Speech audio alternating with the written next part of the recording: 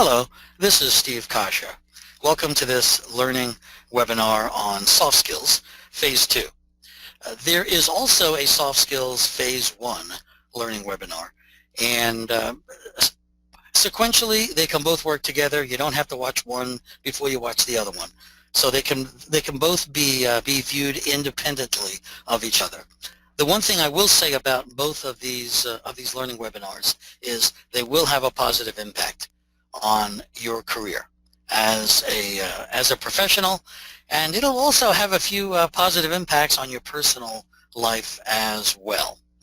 So we covered soft skills from a perspective of a person's attitude, a person's communication style, the way they dress, the way they convey their terminology, and all those things matter. And when it comes to education, I've learned that people tend to learn more when things are simple. So some of the most simple things I can do to convey anything is just use a shape, like this triangle there, where it says technical content. And this has to do with soft skills and presentation style. So you as a mechanical worker, you've got lots of technical content, which comprises 100% of what is within the triangle that you see on the screen. And one of the things about customers and soft skills is that a customer isn't always interested in how much you know. Customers are more interested in how much you care, or they're interested in how much you can do to exceed their expectations. So all of the things you know relevant to your technical content, such as the parts that you might be installing or replacing, or the schedule that you may be adhering to, or the techniques that you use, or the processes, or the diagnoses, all of those things are all real, and they all enable you to be the best technical professional you can be. But from a presentation style, if we were to take that triangle and we were to separate it into 3 separate sections, it would look like this. And at the highest level of engagement among customers is a factor relevant to soft skills that is called the first impression. Now, at the highest level of engagement, customers will make assumptions about you and the company that you represent based on this first impression. So at that high level of engagement, this matters, which means you want to be prepared. You want to be ready. You want to be positive. You want to look like a person who loves doing what they're doing. And at this highest level of engagement, you become a lot more likable when you have a more positive first impression that a customer can experience. At the next level of engagement, after the first impression, is empathy and listening. That the more we convey these things, customers tend to like us more. We become a lot more likable and easier to work with when we are a person who conveys the empathy and listens more. Then we get to convey our technical content. So before we ever should get to our technical content, the first thing you want to be is likable. You want to be someone that a customer is going to have a very positive first impression about. So all of this requires a mechanical professional to have some forethought about what they want the customer to experience afterwards. And this is called a residual. And the residual is what remains afterwards. What do you want the customer to feel, understand, do, and remember about you and the company that you represent? So the residual is what you think about when you pull up to a property, and before you get to work and before you leave the truck, you want to ask yourself, what do I want the customer to feel about me and the company? What do I want them to understand? What do I want the customer to do? What do I want the customer to remember? So asking yourself about these 4 factors puts you in a better position to be a lot more professional and constructive when you serve others, relevant to your presentation style. And when you think about customers and who you might be serving, if you're going to work on any commercial property, you're probably going to run into a guy who looks like this. He's a maintenance engineer. And usually in any large office building or hospital or shopping mall, there's going to be a maintenance engineer. And this guy has a lot of influence on which mechanical company gets hired to do the work. So this is a guy you probably want to get to know. So every now and then I get to go out in the field with technicians, because I'm there to do an audit or to do an assessment on the service level that customers might be experiencing. And I always like to encounter the maintenance engineer and a little dialogue about how he perceives value. Now, since many of the clients who I serve are not the cheapest companies in town, they're the profitable companies, I'm always curious about why this maintenance engineer hires the company who's more expensive. Why does he pay more? And on this particular day, when I asked this person why he pays more, his answer was he doesn't want fire marshal trouble. He likes working with smart and capable people who know what they're doing, and being on time and paying attention to detail is a plus. Now, on this particular day, I was working with a fire protection company who was there to do an assessment on the sprinkler system. He was there to inspect all of the fire extinguishers to make sure they were properly tagged. He was there to make sure all the exit signs were lit and that they were working. So the last thing a maintenance engineer wants is fire marshal trouble. And if you look at his priorities, are any of them technical? You would have to agree that the answer is no. These are all soft skills. That a mechanical worker builds more value for the company that he represents when he focuses on the soft skills. This is what customers care about, and that's what this maintenance engineer cared about. So what we deliver more than anything else is peace of mind when we pay attention to our soft skills. So something as simple as being on time is a profound soft skill. You talk to any mechanical company owner, and they will tell you the easiest way to get fired around here is to be chronically late. When our customers expect us to be on site at a particular time, you better be on time. And being on time is a soft skill. So on a different day, I was out with another technician, and this was with a different fire protection company, and we were in this Veterans Administrations building where hundreds of employees worked. So we got into this building, and there was a large data center in the building, and on the wall was the fire protection panel, and about 20 feet from the wall was a pressure switch. And this technician that I was out with this day, he seemed like he was in a rush.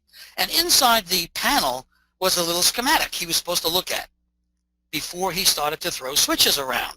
And this guy, he seemed to be in a rush, and he walked over to this pressure switch, and he pressed that little silver button at the top of the switch, right there. And right after he pressed that button, the whole data center shut down. Now, had he taken a few minutes to look at the schematic, he would have known how things were wired and known not to press the pressure switch. But it was too late once he did it. And on that day, about 400 employees lost their computers because someone did not pay enough attention to detail. Soft skills include being complete and paying attention to details. If there's a schematic in a panel, if there are historical records that are on a furnace, you better look at the history first before you start doing work. A few minutes of preparation, a few minutes of discernment enables any mechanical worker to avert some of the time wasted and tense relationships that can grow when we make mistakes. So on this particular day, the property manager at this large building was not happy. My client got in trouble, and what I suggested to this technician while we were there was to go to the fire protection panel and put a little note that just said, power shutdown on pressure switch. This way, if 6 months from now someone else came on site, they would see the note and hopefully not make the same mistake and shut down the whole data center by pressing the pressure switch. So just by putting the little yellow ribbon on that panel, we were trying to communicate more effectively with other coworkers. Again, that's about attention to detail. So if you do residential work, and if on a residential customer's furnace there, or on the water heater, if there's a historical ledger there, make sure you are complete with your information. I know we get into a rush, we feel like we're too busy, but it only takes an extra few seconds to be complete. The more complete you are, the better you serve your coworkers, and the better everyone else has the information that they need to do their job.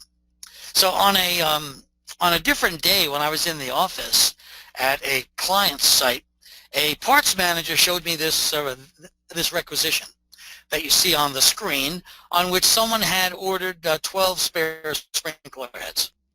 And the parts manager said, "What am I supposed to do with this?" And sure enough, looking at the requisition, I noticed it didn't have anything about the brand, the finish, the style, or the size. Now, a mechanical worker was out in the field.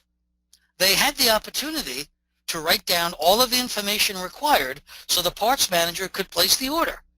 But in the absence of knowing the brand, the finish, the style, or the size, what does the parts manager have to do? Now he's got to stop everything he's doing. He's got to make a phone call. The technician, if he takes the call, has got to pull his truck to the side of the road. Now you got two employees engaged in what is called rework, which is a waste of everyone's time. Again, being complete is a key thing. Whether you're using forms like this on the screen, or whether you're using a tablet out in the field, be complete with your information. The whole key about databases and using tablets and computers is, if you put quality in, you'll get quality out. If you put garbage in, you'll get garbage out. And you do a disservice to your coworkers when you put garbage in. When you put garbage in, you're enabling your coworkers to not get all of the information that they need so they can do their job. And everyone likes to feel good about doing their job. When people have all of the information, they can do it. And all of this is about soft skills. It's about being complete. It's about taking the time to do things right the first time. I have found that, people tend to cycle in and out of different attitudes and different behaviors. I know that I have in the course of my life. So I want to do a quick illustration on how people's different behaviors and their ability and their self-esteem all may come together. So this is very informative for the younger workforce about how to present yourself and how to convey something more positive to other people. So on the screen you see a quick matrix, and you have positives and negatives starting to form on the axes. On this axis you have a person's ability. On this axis you have a person's self-esteem. So ability is pretty easy to understand. Self-esteem might be a little more complicated. So self-esteem just means it's a realistic respect for or favorable impression of oneself. So it's the self-respect you might have for yourself. And relevant to all of these axes, a person who has a plus in the ability axis and a plus in the self-esteem axis is a person who is enabled. And a person who is enabled is a person who gives themselves permission to succeed. They take the time to prepare. They make more positive choices about the work they do and the relationships that they have.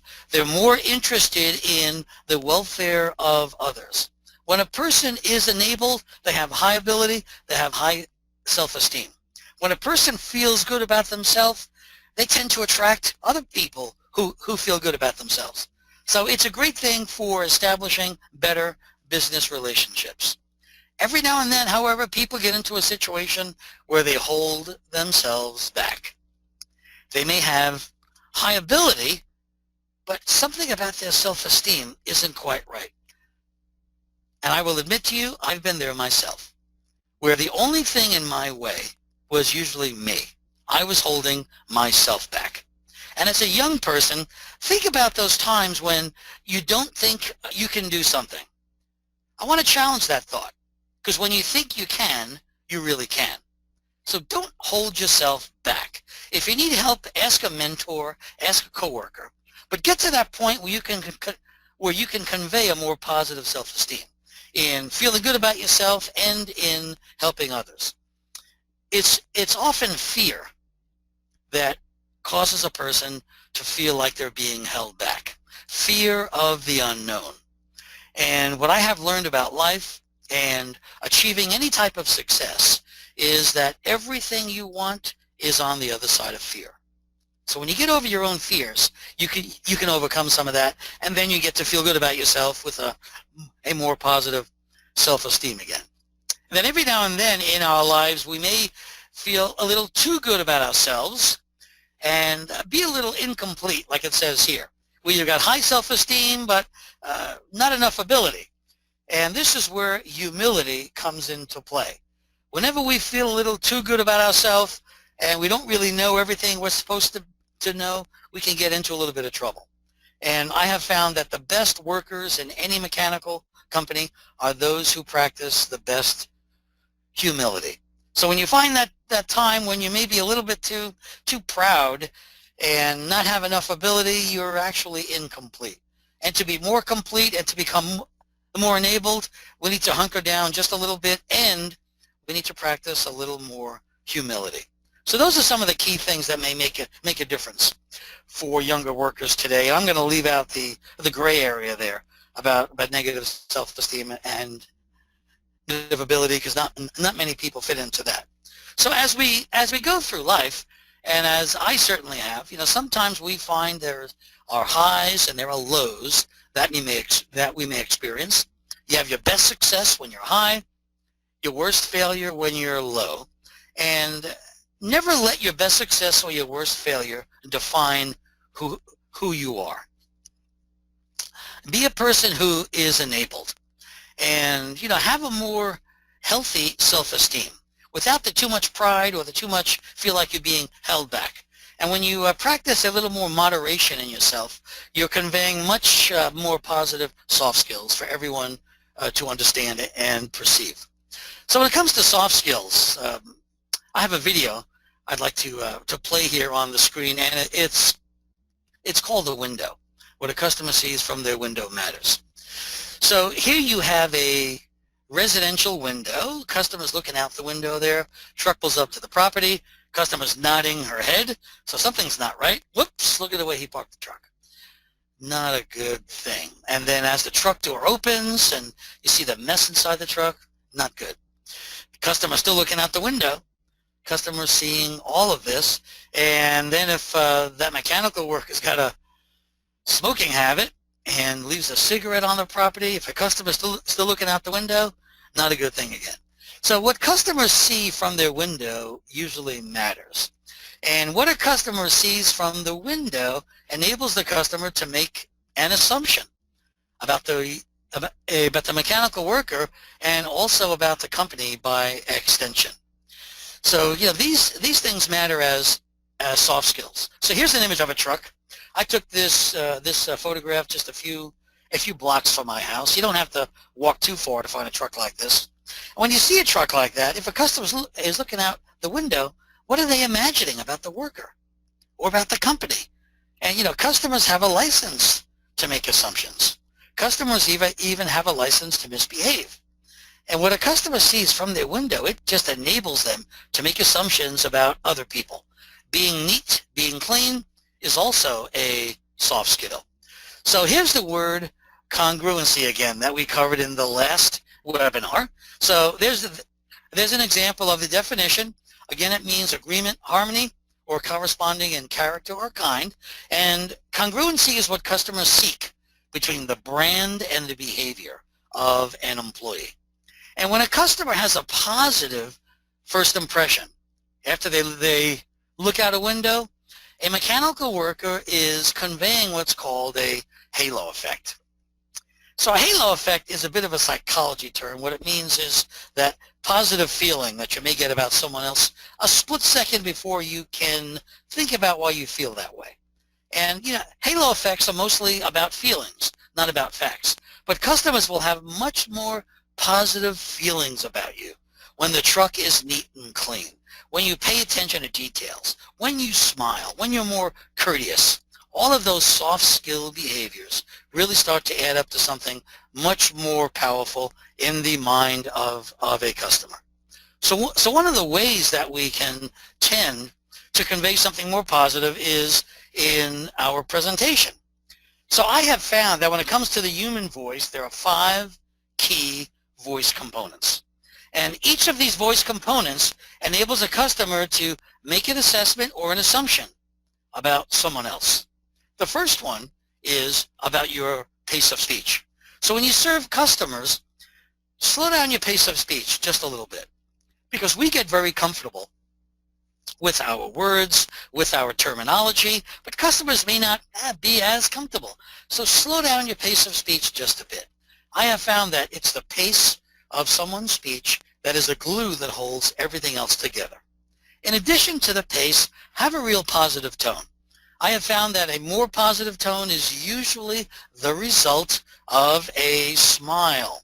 So if you're looking positive, if you're smiling, the tone of voice tends to be a lot more pleasant for a customer to hear. You also are perceived to be a lot more courteous by a customer.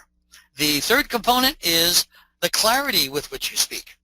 So clarity is about being more concise, not being too wordy or too verbose when you speak to customers.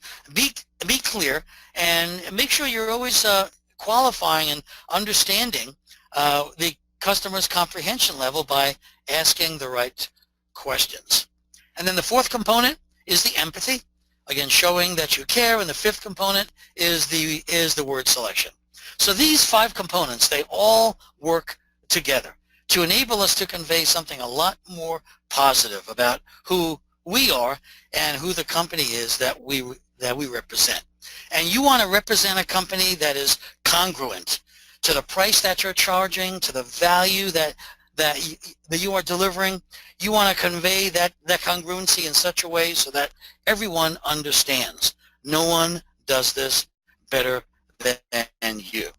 And those are the key things that you want to pay attention to. So you can tell that I get into the nuances of words, of behaviors, and it's part of what makes me the way I am. It's my slant. So many years ago, when I was a service manager, I got to handle some pretty interesting customer service situations. So about 30 years ago, I decided to start writing about the service situations that I was handling. And many of the situations that I handled many years ago, they were over the telephone. But I found that knowing my subject matter well enabled me to write about it in such a way so that other service people can understand it. And I was very fortunate many years ago to write a book called Customer Service Over the Phone. I didn't have to write the book, but I did. I just felt like it was something that I knew and something I might be able to share with other people. Then the other thing I started to learn about service was it was very stressful and it could be challenging. So I wrote this other book called Telestress. Now, these were 2 books I didn't have to write, but I did because I was enabled. I had the ability, I had a pretty high self-esteem, and I decided to share the ideas with people. But had I never written these 2 books, I never would have written this book, the HVAC Customer Service Handbook. Now, this book today is taught in more than 130 colleges around the country. And it is these types of behaviors that enables any young person to say, wow, maybe I can do more than just be a service manager. And your career can have much upside potential when you start to believe in yourself, when you start to believe in your ability, and you start to convey something much more positive about who you are. And you differentiate yourself among your counterparts and among other people in the industry. So those things really matter. When you're working in any company, you're usually part of a team. So here is one person who's part of a team. Here's another person and another person. So these people are all working separately. But in any mechanical company, They succeed mostly when they work as a team, because teams get more done working together than working apart. So these three gears you see working, they help to demonstrate why teamwork is so important in any mechanical company. So you can just imagine now why it's important to be more complete when you're working on your tablet or filling out forms. Because when you are more complete, you're enabling everyone to be more effective and more efficient in the work that they do. The best team members are those members who care about their coworkers. And they do that by paying attention to a few key behaviors. The first one is called synergy. So synergy is a word you hear every now and then in business. It might be a little complicated, but the definition is pretty simple. It's the creation of a whole that is greater than the sum of its parts. So when you work with a mechanical company, everyone's output helps to create the synergy. And great mechanical companies are those companies who benefit from workers who are doing that work they do with greater clarity and in a more constructive fashion. Now, synergy, it enables any company to be more effective. And the definition of being effective within any company means knowing how to prioritize and complete the work that brings you and your team closer to its goals. So being an effective mechanical worker is another soft skill that means you know how to prioritize, because sometimes you will have days where it gets very busy. When it gets very busy, you have to understand what the priorities are and then act accordingly. That is another soft skill. And then the third part here is knowing how to be efficient. And the word efficient here just means knowing how to do the work with economy without wasting time and effort. And efficiency comes back to preparation again. When we sit in the truck for a couple of minutes and just think about what tools we might need, look over the work order, make sure we understand why we are there, that enables anyone to be more efficient in the work they do in serving anyone else. So these are three areas of teamwork. Enables any mechanical worker to be the best on the job. These are all soft skills. So soft skills, it gets rather diverse. It overlaps into lots of different areas of a person's career and their personal success, and they can make a real positive difference when they can maximize this to their advantage. So in this learning webinar, I just wanted to thank you again for your time and for your attention. And being with you here has been special from me. I wish you lots of future success in all the work that you do. And if I can ever be of service, feel free to either pick up the phone or send an email, and my contact information is on the screen. Much future success to you, and thank you.